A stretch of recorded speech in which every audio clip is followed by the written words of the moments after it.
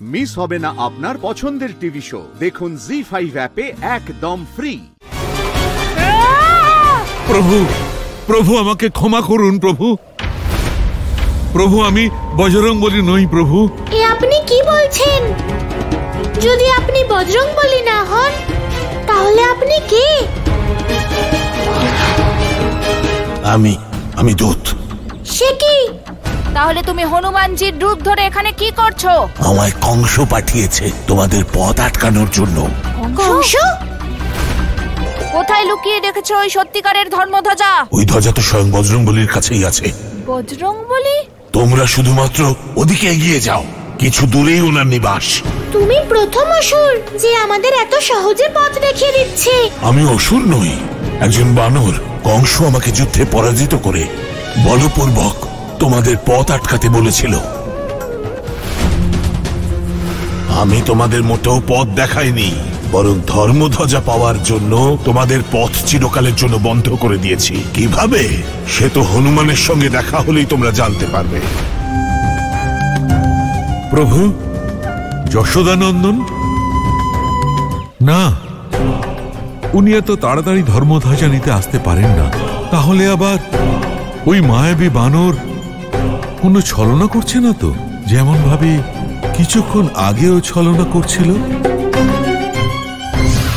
জয় শ্রীরাম, জয় শ্রীরাম। নারায়ণ নারায়ণ।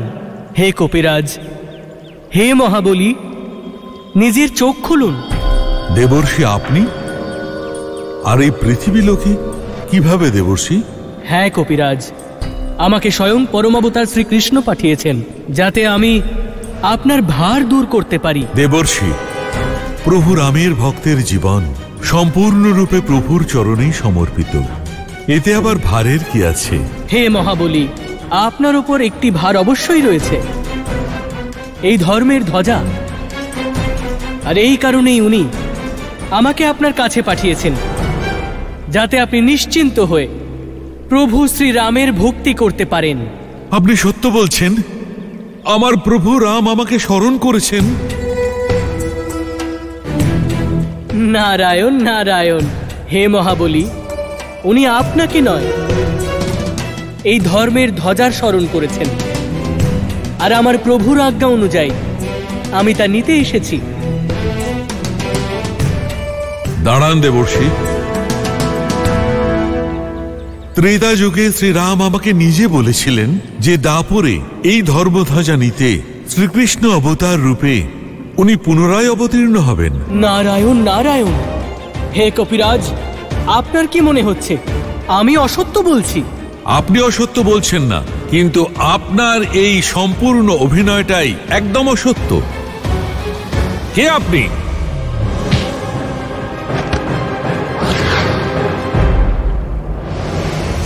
প্রভু শ্রীকৃষ্ণ আমাকে না জানিয়ে কেন আসবেন?